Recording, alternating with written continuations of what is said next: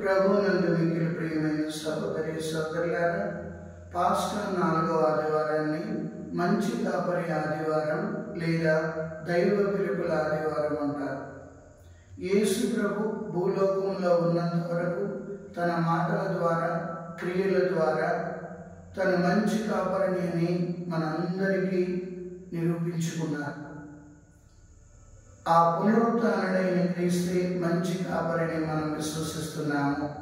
ఎందుకనగా ఎజెకియేలు గ్రంథం 34వ అధ్యాయంలో మనం చూసినట్లయితే అక్కడ యావే ప్రభు చెప్తున్నాడు, నేను మంచి కాపరిని, నేను నా మందను వెతికెదను, నా మంద కోసం జాగ్రత్త పడదను, తప్పిపోయిన గొర్రెలను నేను వెతికి రక్షించదను అని చెప్తున్నారు. కాబట్టి కాపరికి ఉండే గుణగణాలు ఈనాడు మనం ధ్యానించుకున్నట్లయితే ప్రభువే మంచి కాపరి. కాపరి కాసేవాడు, కాపరి మేపేవాడు, కాపరి నడిపించేవాడు, కాపరి విడిపించేవాడు, కాపరి గమ్యస్థానాన్ని చేర్చేవాడు. ఆయన ఎవరో కాదు, ప్రభు అయిన క్రీస్తే. కాబట్టి ప్రభు అయిన క్రీస్తు ఈ లోకంలోకి ఎందుకు వచ్చాడంటే తప్పిపోయిన గొర్రెలను వెతికి రక్షించడానికి, చెదిరిపోయిన గొర్రెలను బాగు చేయడానికి, రోగములతో జబ్బుపడి ఉన్న గొర్రెలను నయం చేయడానికి, ఆపదల్లో ఉన్న గొర్రెలను రక్షించడానికి, పాపము నుండి విమోచించడానికి ప్రభు అయిన క్రీస్తు ఈ లోకానికి అవతరించాడు. అందుకొరకే ఆయన 33.5 సంవత్సరాల జీవిత కాలంలో, ఆయన 3.5 సంవత్సరాల స్వార్థ పరిచర్యలో ఈ కార్యాలన్నీ కూడా చేయడం మనం సువార్తల్లో చూస్తున్నాము, చదువుతున్నాము. కీర్తన 23:1, ప్రభువే నాకు కాపరి, ఇక ఏ కొదయో లేదు.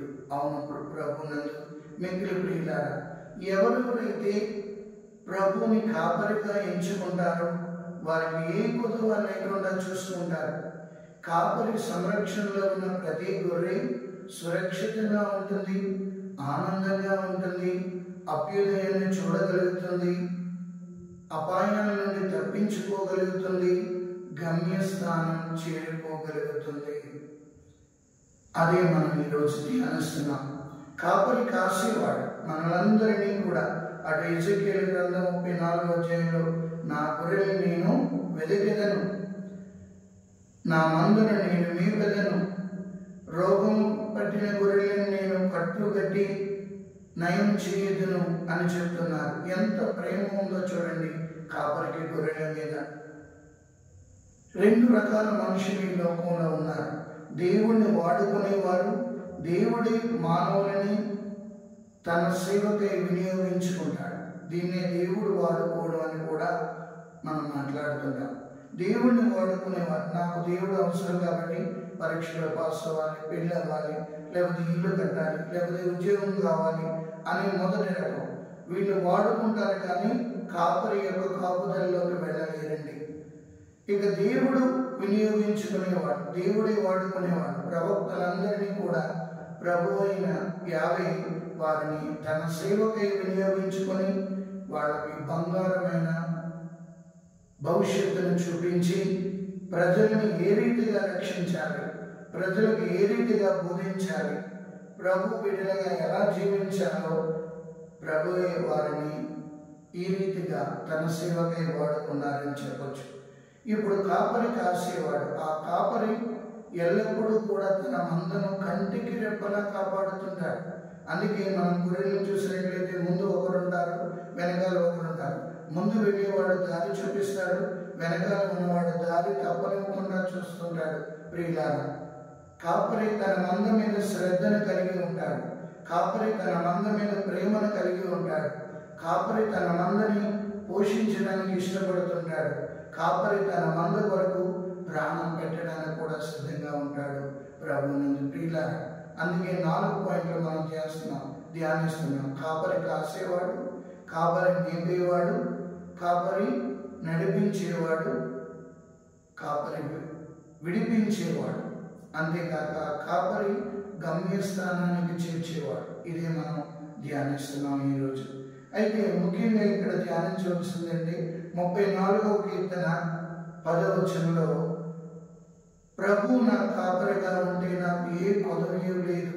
అంతేకాదు, ప్రభు నాకు కాపరిగా ఉన్నంత కాలం నాకు కొరతలు కనబడవు, నాకు కొదవ కనబడదు అంటాడు. నిజమైన ప్రియులారా, ఈరోజు మంచి కాపరి ఆదివారాన్ని కొనియాడుతున్న మనమందరం మన ప్రభు అయిన క్రీస్తు మంచి కాపరి. మరి ఆయన మందలోని మనం గొర్రెలుగా, ఆయన మందలో గొర్రెలుగా కాపరి స్వరాన్ని వినగలుగుతున్నామా? కాపరి స్వరాన్ని ఆలకించగలుగుతున్నామా? కాపరి స్వరాన్ని అనుసరించి మన జీవితాలు బాగు చేయగలుగుతున్నామా? ఒక్కసారి ఆత్మ పరిశీలన చేసుకోవాలి.